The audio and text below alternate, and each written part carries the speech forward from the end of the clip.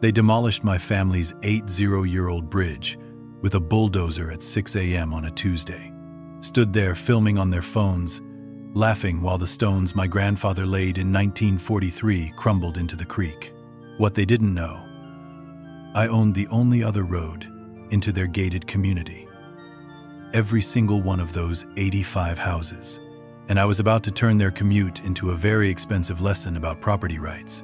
See Darlene Pritchett, HOA president, real estate agent, professional bully, thought she could steamroll a quiet engineer.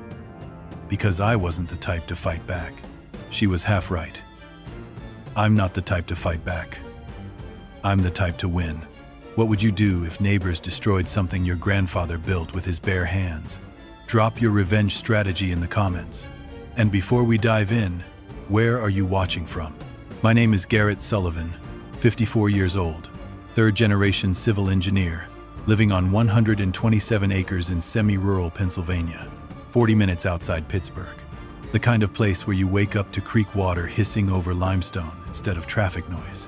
Where your morning coffee comes with the smell of wet oak leaves and diesel from a Dodge pickup that's older than most marriages. The property's been in my family since 1938.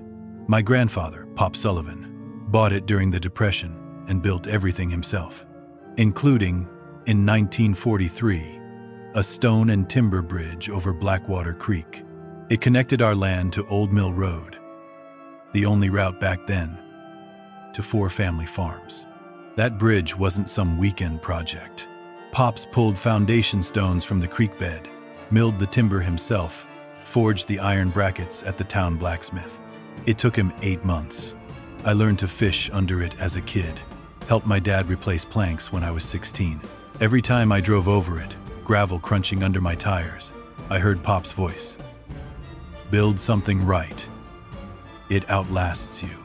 I'm semi-retired now. Consulting gigs. Some land lease income. Widowed 2 years ago. Daughter in Oregon. Quiet life. The bridge was the last thing I had from Pops. Then, 18 months ago, a developer built Meadowbrook Estates on the old Kowalik farm. 85 homes, $600K and up. Gated community with an HOA that thinks it runs the county. They needed a sewage easement across my land during construction. I negotiated, got paid $12,000. Everything legal and recorded. Should have been the end of it. Then I met Darlene Pritchett, 62, real estate agent, Tesla Model X, bleached bob, monogrammed everything. Elected HOA president 3 months after moving in, and apparently decided her job was to remake the world in her image. April, she knocked on my door, no call, no warning, and handed me a certified letter. It demanded I remove my bridge in 30 days. Claimed it was an eyesore and a flood hazard per HOA environmental study. I read it twice. Ma'am, that bridge is entirely on my property. Your HOA has zero authority here. She smiled like a kindergarten teacher correcting a slow child. Mr. Sullivan, we have documentation showing it's abandoned county infrastructure. Your study is 4 pages from a landscaping company. There's not one engineer signature on it. The smile tightened. We'll follow up through proper channels. She left. I threw the letter away. Figured she'd give up. 1 week later, 6:04 a.m., I woke to a diesel engine roaring on my land. Ran outside in boxer shorts and boots, no time for a shirt, and saw a bulldozer ripping through my bridge. Stone cracking, timbers splashing into the creek, dust and smoke everywhere. I screamed at the operator. He waved me off. Lady said it's county demo, got a work order. That's my bridge. He didn't stop, and then I saw them. 3 SUVs parked on my access road. Darlene and 2 HOA board members standing there, filming on their phones, one of them laughing. I called 911, hands shaking. The sheriff arrived 40 minutes later. Bridge was rubble.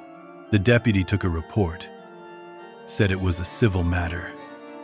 I'd have to sue. Darlene handed him a folder. Calm as Sunday morning. Officer, we removed a hazard. We actually saved the county a lawsuit. I stood there in my underwear, covered in dust, and realized she didn't see me as a person, just an obstacle to bulldoze through. I walked back to my porch and sat. The smell of crushed limestone hung in the air. The creek ran muddy with debris. And I decided if Darlene wants to play with property rights, I'll show her what a civil engineer knows about roads. Because I just remembered something very interesting about Old Mill Road. I hired a lawyer the next morning. Mitch Kowalski, local guy, does land disputes and the occasional DUI. We went to high school together. He took one look at the photos of my demolished bridge and said, "Garrett, this is the most clear-cut property destruction case I've seen in 20 years. We filed two things: an emergency injunction to prevent further damage and a lawsuit for $78,000 in damages. That number wasn't random. $35K for reconstruction, $25K for historical value, $18K for emotional distress." The sheriff's report was frustratingly vague. Civil matter, no clear criminal intent. But the county building inspector confirmed what mattered. The bridge was 100% on my property, fully legal, and Darlene's crew had zero permits for anything. Then Darlene's lawyers tried to get clever. They filed a counterclaim, arguing my bridge had been in public use for 80 years. People drove over it to access Old Mill Road, so it should have become county property by now. Something called adverse possession. When Mitch read their filing, he actually laughed out loud. "Garrett, they clearly didn't do their homework." Why not? Because adverse possession only works if the real owner abandoned the property or stopped maintaining it. You've got 30 years of receipts for bridge repairs in your filing cabinet. He was right. I'd kept everything. Every plank replacement. Every bag of gravel. Every can of wood. Sealant. My dad taught me that. He used to say, "Paper trail beats memory in court." Every single time. We submitted decades of maintenance records, photos of my private property signs, and tax documents, showing the bridge was always listed as part of my assessed property value. The judge dismissed their counterclaim in 3 weeks flat. I won't lie, that felt good. But it was just round one. Darlene wasn't the type to back down. Not even close. Her HOA doubled down and hired a Pittsburgh law firm, the kind with marble lobbies and lawyers who bill $450 an hour just to read your email. They filed a motion claiming my lawsuit was frivolous and harassment, demanded I pay $50,000 in their legal fees for wasting everyone's time. Then came the settlement offer, hand-delivered by a paralegal in a suit that probably cost more than my truck. The terms: I dropped my lawsuit, they dropped theirs. And here's the kicker. They'll generously donate $5,000 to the local Veterans Fund in my grandfather's name. Mitch brought it to me at the diner, slid the paper across the table while I was halfway through a burger. "It's a PR play," he said quietly. "Makes them look reasonable in front of a judge. We tried to settle, Your Honor. We even offered charity in his grandfather's name." I stared at the number. $5,000. Mitch, my grandfather, spent 8 months building that bridge with his hands. They tore it down in 40 minutes while filming it on their phones. And now they want to slap his name on a charity check and call it even? That's the play? I pushed the paper back. "Tell them no." "You sure? This could get expensive." "I'm sure." That's when Darlene went nuclear. 2 days later, a friend forwarded me screenshots from Meadowbrook's private Facebook group. The HOA had over 200 members, and apparently I was the hot topic. Darlene's post read, "Local landowner blocking community safety improvements. Refuses to cooperate with flood mitigation efforts that could protect your families. Some people care more about old junk than their neighbors' well-being." Another post mentioned me running outside in my underwear and hinted I might be going through something after my wife's death. The comments piled on. "Sounds unstable. Why is the county allowing this? Our property values are dropping because of one guy. One injustimal. ATA. 100 scurio. 100 people. One. End of 25. It spread to next door within hours. Someone started a thread. "Is Garrett Sullivan the problem?" With our neighborhood? I don't do social media. Never have. But watching strangers call me unstable and selfish people who'd never met me. Never heard my side that stung more than I expected. Lyle called that night. Garrett, you see what they're posting about you? Yeah, you going to respond. I was on my porch, watching the sunset over the creek. The air smelled like incoming rain. That sharp, clean ozone smell mixed with mud from the bank. No. Why not? Because responding means I'm playing her game. And I'm not interested in Facebook wars. Then what are you interested in? Winning. There was a pause. You got a plan? Working on it. I hung up and pulled out my old Rolodex. Yeah, I still have one. Actual paper cards in a spinning file. I'm 54. Sue me. I started flipping through names. Engineers I'd worked with over 30 years. Surveyors who owed me favors. County clerks who'd been around long enough to remember when handshake deals still meant something. People who knew where the skeletons were buried, figuratively speaking. The next morning, Rosalie Chen called. She works in the county planning office, 15 years, knows every permit application, every zoning variance, every backroom deal that slides through when nobody's watching. Garrett, she said, voice barely above a whisper. I shouldn't be telling you this. Then don't, I said. I don't want you getting in trouble. Too late. Listen, Darlene's been pushing hard for expedited approvals on some expansion plans for Meadowbrook. New community center, tennis courts, the whole 9 yards. And she's been getting them pushed through fast. Suspiciously fast. How fast? 90-day reviews getting done in 3 weeks. And here's the thing. Commissioner Todd Gisham is the one signing off on everything. I wrote the name down. Should I know him? He's Darlene's boyfriend. They bought a vacation condo together in Florida last year. Public record, both names on the deed. I stopped writing. You're telling me a county commissioner is fast-tracking permits for his girlfriend's HOA. I'm telling you that property records don't lie. What you do with that information is up to you. Rosalie, I owe you dinner. Just be careful. These people have friends in high places. I hung up and smiled for the first time in days. Because people with friends in high places always make the same mistake. They think they're untouchable. And when you think you're untouchable, you get sloppy. I spent the next 2 days at the county clerk's office, pulling every file I could find. Property records, easement agreements, utility right-of-ways, old survey maps from the 1,940 seconds that smelled like dust and yellowed paper. I'm a civil engineer. I've spent 3 decades reading blueprints and legal descriptions that would put most people to sleep. But that day, I was hunting, and I found something. Something big. But I didn't tell Mitch, didn't tell Lyle, didn't tell anyone.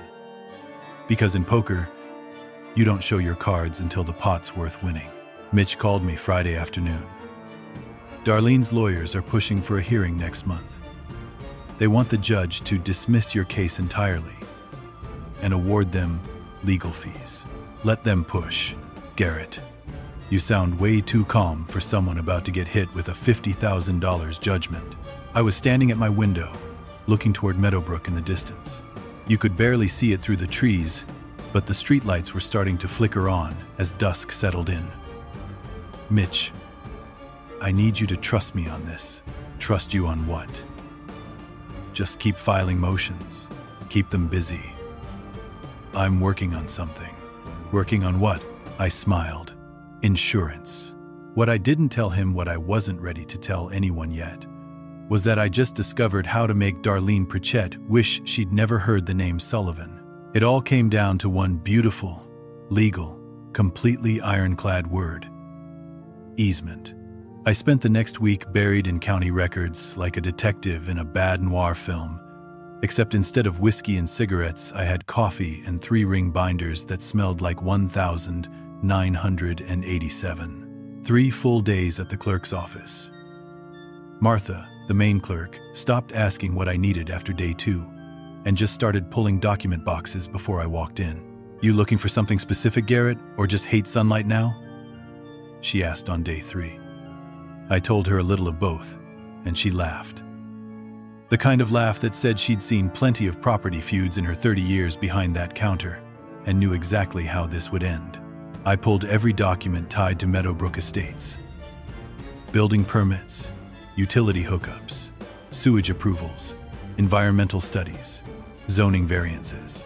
Created a spreadsheet, color-coded and cross-referenced, like I was preparing for trial. My daughter would have been proud, or maybe concerned for my mental health. That's when I found the crack in Darlene's armor. Meadowbrook's sewage system. A private treatment plant serving all 85 homes had received conditional approval from the Pennsylvania Department of Environmental Protection back in 2023. That word, conditional, is important. It meant temporary approval, pending final upgrades and inspection within 18 months. I checked the deadline. 14 months ago. They'd missed it. Then I found 2 extension requests, both approved by the DEP regional office, both with recommendation letters attached. And guess who signed those letters? Commissioner Todd Gisham, Darlene's boyfriend. I leaned back, and the chair made that loud government building creak that echoes through rooms built during the Carter administration. "Martha, I need copies of all this," she sighed. "How many trees we killing today?" I grinned. "All of them." That night, I called Brianna Hull, my former intern, now an environmental engineer in Philadelphia with more credentials than I can pronounce. "Garrett Sullivan," she answered over stadium noise. "This better be good. Phillies are losing, and you're interrupting my suffering." I explained the expired permit situation, and she whistled low through her teeth. If they're operating on an expired conditional permit, that's a violation. DEP won't catch it unless someone complains. But once it's flagged, mandatory inspection within 60 days. If the system fails, they could get shut down entirely. Residents would have to truck out sewage at $400 per household per month until repairs are done. Could take half a year? I asked if she could send me the complaint form. She paused. "Garrett, you filed this. You're going nuclear." "You sure?" I told her I'd think about it. But I didn't need to think long. The next day, Darlene made my decision for me.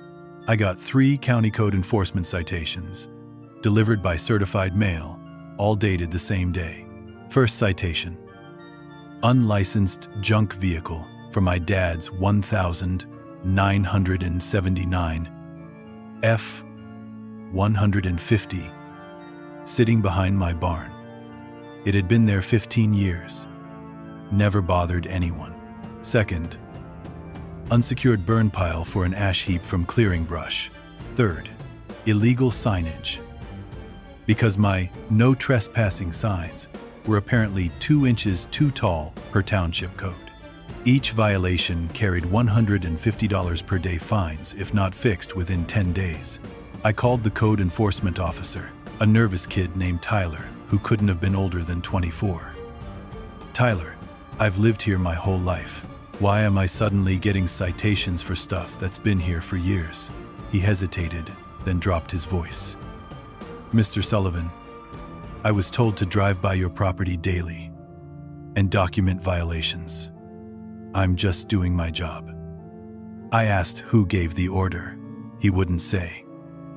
But he didn't have to. Only one person had that kind of pull with the township. I took photos of the citations and texted them to Lyle. He called back immediately, furious. "Garrett, nobody else in this township's gotten a citation in 6 months. This is targeted harassment." I told him I knew, and I told him what I was planning to do about it. There was a long silence on his end. Then he started laughing, that deep, wheezing laugh he gets when something's either brilliant or completely insane. "You're really going to do it?" he asked. I said, "Yes." "Then I want a front row seat when this blows up," he said. That afternoon, I filled out Brianna's DEP complaint form, attached copies of the expired permit and Gisham's recommendation letters, and dropped it in the mail. Then I called Mitch and told him to file the code enforcement counter complaint: harassment, selective enforcement, abuse of authority. While I had him on the phone, I asked him to pull one more document for me. The original plat map for Old Mill Road, dating back to 1952. He asked why. I told him I'd explain later, but I had a hunch about something that might change the entire game. He said he'd have it by end of week. I hung up and stood on my porch, watching the sun drop behind the tree line. The air smelled like fresh-cut grass from a neighbor's lawn and the faint diesel exhaust from Highway 29 a mile away. Somewhere in the distance, I could hear Meadowbrook's landscaping crew running leaf blowers, that high-pitched whine that never quite stops in gated communities. I smiled. Because in about 60 days, the DEP was going to show up at Darlene's door with clipboards and bad news, and she'd have no idea I was the one who invited them. Sometimes the best revenge isn't loud. It's paperwork, filed in triplicate, with a government agency that doesn't care who your boyfriend is. The code enforcement citations kept coming, every 3 days like clockwork. Tyler, the nervous code officer, would show up with a new violation. My mailbox was 6 inches too far from the road. My gravel driveway had excessive dust concerns. My firewood stack was visible from public right-of-way and constitutes visual blight. Each citation carried the same threat: $150 per day, if not remedied within 10 days. I fixed the first few just to avoid the hassle, but by the 5th citation, I stopped. Called Mitch instead. "This is harassment," he said flatly. "Document everything. We'll bury them in court. But court takes time." And Darlene knew it. She was bleeding me with 1,000 small cuts, hoping I'd give up before the real fight even started. Then I got an unexpected visitor. Sunday afternoon, a man in his early 52s knocked on my door, looking like he'd rather be anywhere else. "Mr. Sullivan, my name's Ken Ashford. I live in Meadowbrook.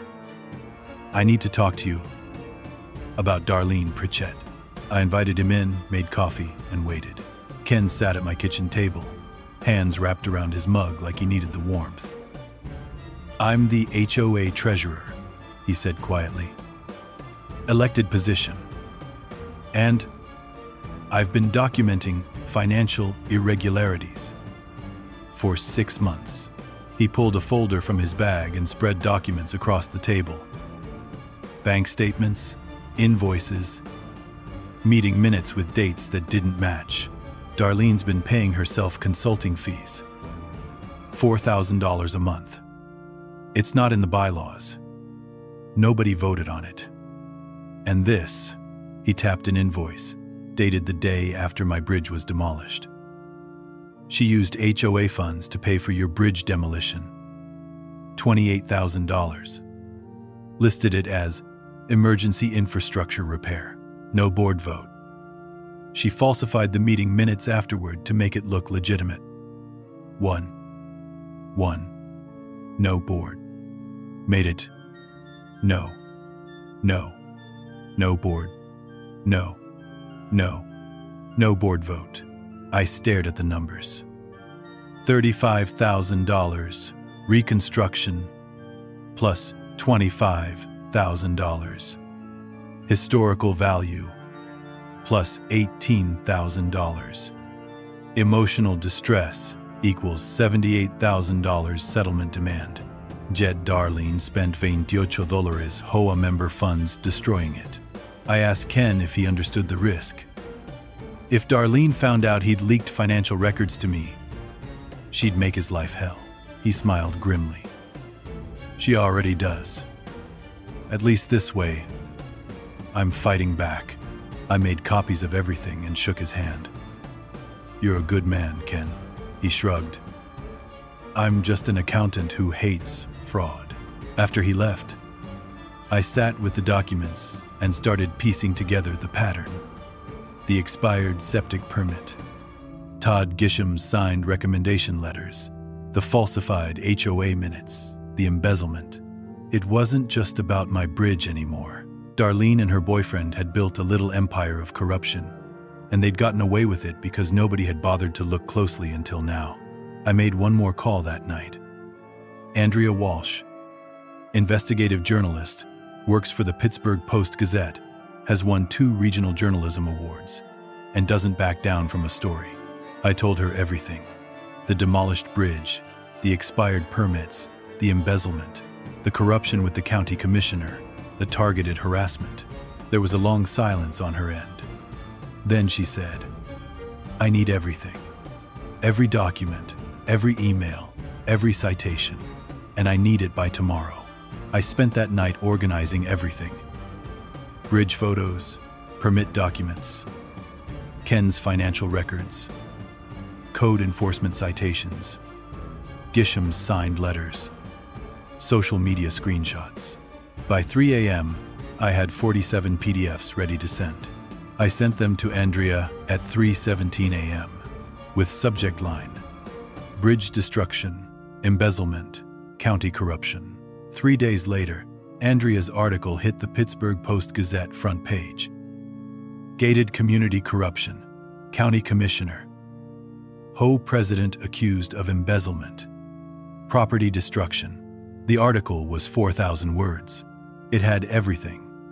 The bridge demolition, Ken's embezzlement documentation, the falsified HOA meeting minutes, Gisham's recommendation letters approving an expired permit, social media screenshots showing the harassment campaign, even an interview with Martha, the county clerk, confirming that Meadowbrook had received expedited approvals, unlike any other developer in the county's history.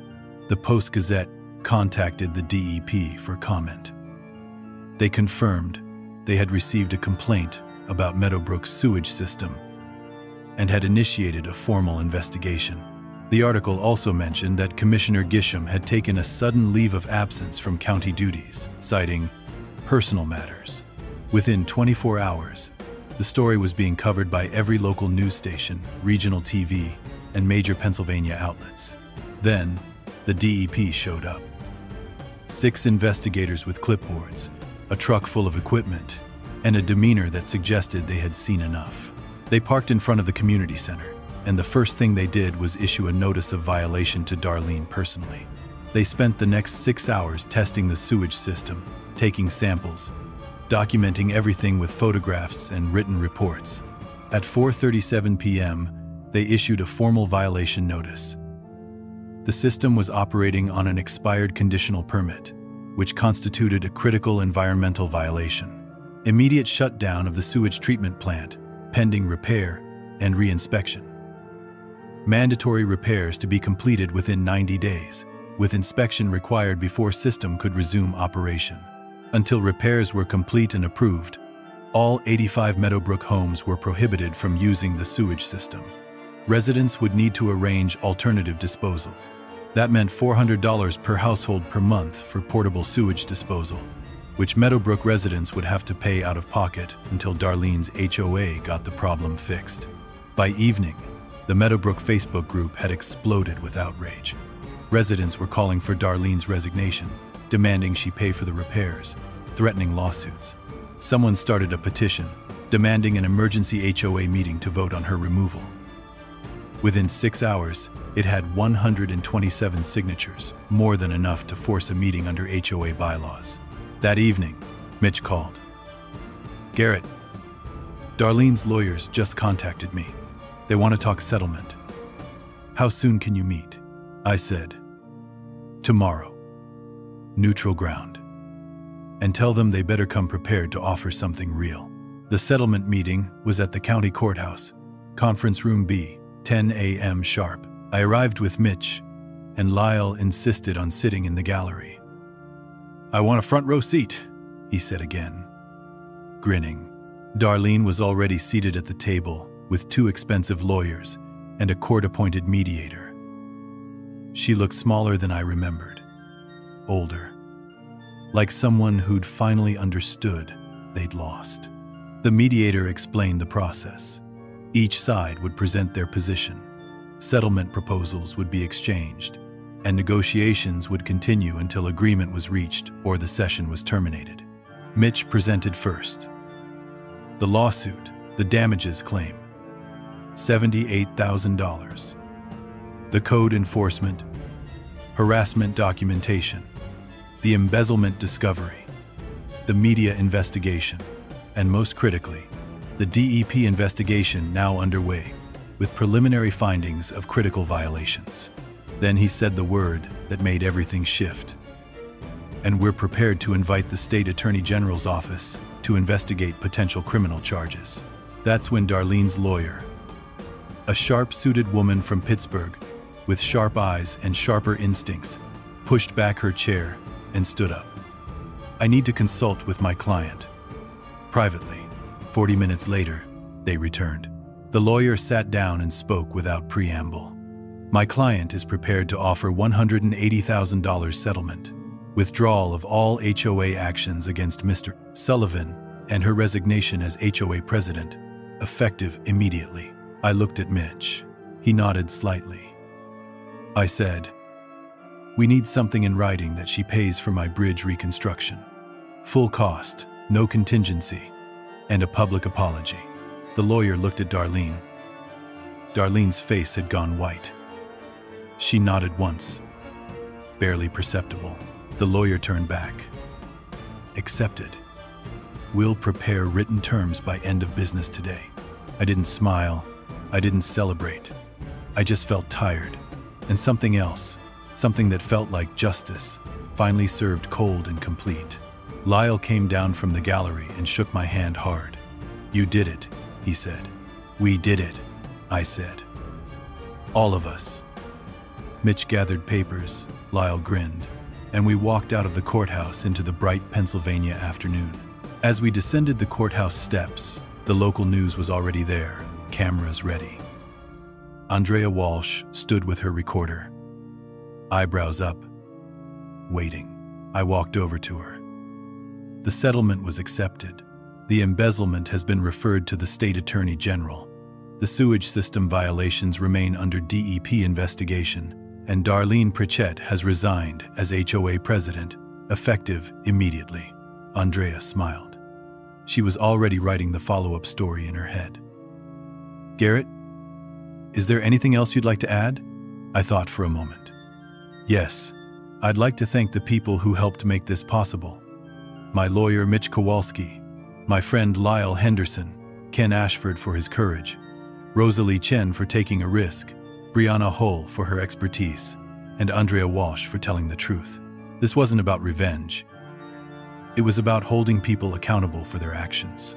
As I spoke, I saw something shift in the crowd's expression. People who had been neutral became thoughtful. Some began recording on phones, sharing the moment. This wasn't just a victory announcement. It was a statement about what happens when regular people decide not to accept injustice quietly. That evening, the news story went viral. Underdog victory. Local engineer defeats corrupt Ho president in $180,000. Settlement. Within 48 hours, it had been shared over 500,000 times, featured on national news, and picked up by Reddit threads about justice, corporate corruption, and underdog victories. My phone started ringing. News outlets requesting interviews, podcasts wanting to feature the story, documentary filmmakers asking if I'd be interested in telling the full saga on screen. I didn't answer most of them. Instead, I did something I hadn't done in months. I went fishing, stood under the bridge where Pop built, or what remained of it. The reconstruction was nearly complete. I'd hired a team of craftsmen to replicate it exactly, using the same materials, same techniques. It was going to cost $35,000, paid from the settlement. Build something right. It outlasts you. Pop's voice in my head, the voice that had guided me through those 8 months of grinding it out, refusing to accept that Darlene's victory was final, that the system was rigged beyond repair. It wasn't that the system was fixed. It wasn't. But I'd learned something crucial. The system can be made to work if you understand it. Document everything. Refuse to accept injustice quietly, and find people willing to stand with you. I thought about Ken Ashford, still accounting for the new HOA treasurer. They'd replaced Darlene immediately. About Rosalie Chen, now openly advocating for better county oversight. About Brianna Hole, who'd accepted a consulting contract with the DEP specifically to prevent this kind of corruption in the future. About Mitch, already turning this case into a landmark property rights precedent. About Lyle, still grinning, still having his front row seat to justice being served. I realized that this story wasn't mine alone. It belonged to everyone who'd been quietly bullied by power, who'd suspected corruption but had no way to prove it, who'd wanted to fight back but didn't know how. What they needed to know was simple. Someone, somewhere, had won. Despite the corruption, despite the power imbalance, despite the obvious injustice, one person with a bridge and a Rolodex had decided enough was enough, and that person had won. I cast my line into Blackwater Creek, watched the fly settle on the water, and waited. Just like Pop taught me. Just like I'd waited those 8 months grinding it out, knowing victory would come if I refused to give up. The water was clear. The sunset was turning the sky orange and purple. And for the first time since the bridge came down, I felt at peace. The water rippled gently. A fish bit. I smiled, because sometimes the best victories aren't the loudest. Sometimes they're just 2 words whispered on a porch. I won. But the story didn't end with quiet victory. 3 days later, at midnight, I got a call from the local sheriff. "Mr. Sullivan, this is Sheriff Deputy Collins. We've had an incident on your property. Trespassers with chainsaws attempting to damage the bridge reconstruction." I drove to the property in 12 minutes. Sheriff vehicles were already there, lights flashing, and I could see fresh chainsaw marks on the bridge's corner support posts. They got away before we arrived, but they left evidence, Deputy Collins said, pointing to a receipt found nearby. "It's from a local hardware store, purchased this afternoon. Professional-grade chainsaws, 3 of them, bought on credit card." I looked at the receipt. The name on the card, Marcus Hollingsworth. The address, Meadowbrook Drive. "Who's Marcus Hollingsworth?" I asked. Deputy Collins pulled out his pad. "According to our records, Hollingsworth's got a history. Petty theft, assault, minor drug possession. Lives in one of the cheaper units in Meadowbrook. We're looking at him for attempted destruction of property, and we're tracking the credit card purchase to identify his associates. Who would hire him?" I asked. Deputy Collins paused. "We're investigating that angle. But given everything that's happened, I'd start with people who lost money when their sewage system got shut down." The investigation took 2 weeks. What they found was worse than trespassing. Marcus had been paid $8,000 by 4 Meadowbrook residents through an encrypted money transfer to destroy the bridge before it was completed. Their names: suburban parents who'd bought into the community, expecting a certain lifestyle, and blamed me, not Darlene, not the corrupted system, for their loss. I felt something shift inside me. Not rage, not even sadness. Just the clear understanding that injustice isn't some abstract concept. It's intimate, personal. And sometimes it wears a suburban face and a school committee t-shirt. The suburban residents were arrested, charged with conspiracy and destruction of property. Marcus got a plea deal, testimony against his employers, in exchange for reduced sentencing. The bridge remained standing, guarded by new security cameras installed at my expense. That's when I knew this wasn't just my story to tell anymore. It had become something larger. So I called Andrea Walsh. "I think," I said, "we need to do a deeper story. This isn't about one corrupt HOA president. This is about a system that allows this kind of corruption to flourish, and about what happens when ordinary people decide to fight back." Andrea was quiet for a moment. Then she said, I'm already 3 chapters into a book. Publisher interested?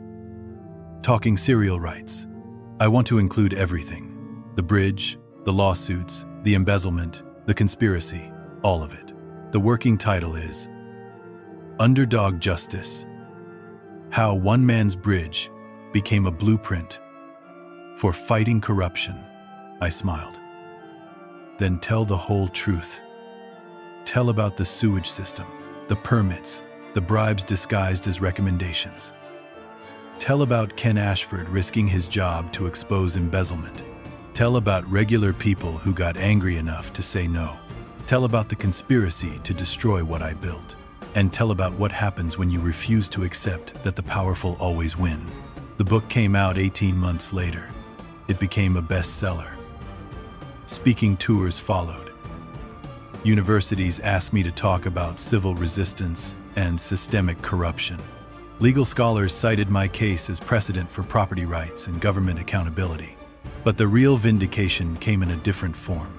5 years after the bridge was rebuilt, the state legislature passed the Sullivan Property Rights Protection Act, which established new oversight standards for HOA boards, required financial transparency, and created enforcement mechanisms for preventing exactly the kind of corruption that had destroyed my bridge. Pop's Bridge, rebuilt stone by stone, now stood as more than just a bridge.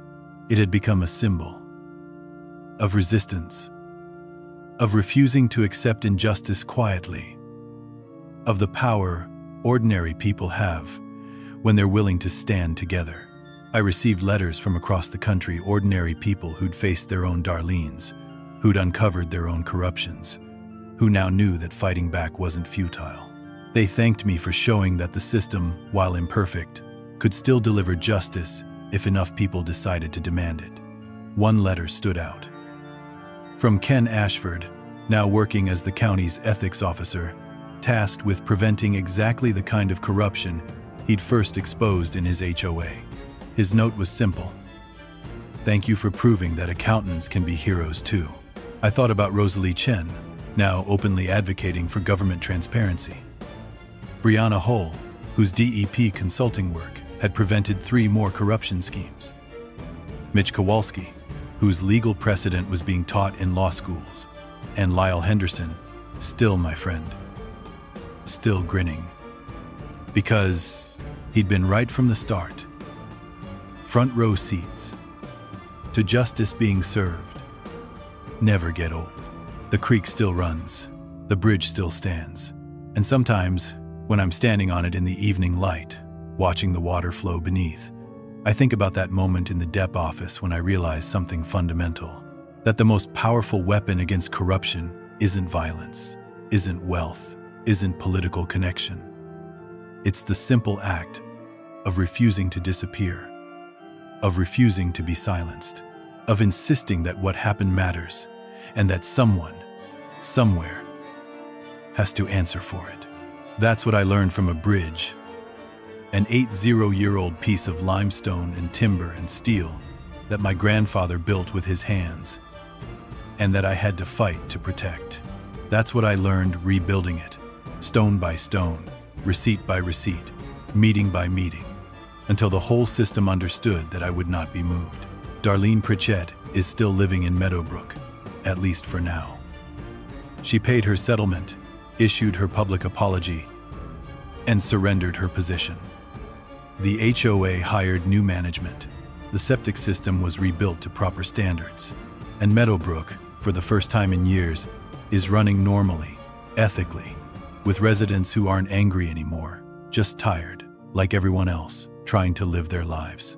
Commissioner Todd Gisham was not so fortunate. The state attorney general's corruption investigation led to charges: embezzlement, bribery, abuse of public trust. He resigned from office before trial, and his pension was suspended, pending legal outcomes. Last I heard, he was working as a consultant for an out-of-state firm, earning a fraction of what he used to make. My daughter called me on a Thursday evening. She'd watched the documentary that came out about the case, The Bridge, One man's fight against corruption. And she was crying.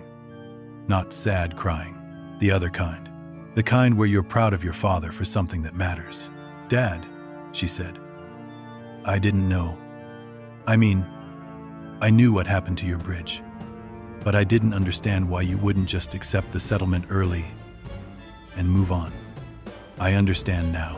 Thank you for showing me what integrity looks like when it costs something real." I didn't cry, but I felt something settle into place, something I didn't know was missing. The understanding that my fight hadn't just been for me or for Pop's bridge, or even for justice in the abstract sense. It had been for her, for the generation that would inherit whatever world we built with our choices, for the idea that standing up for what matters doesn't just change the immediate circumstance, it changes the person who stands.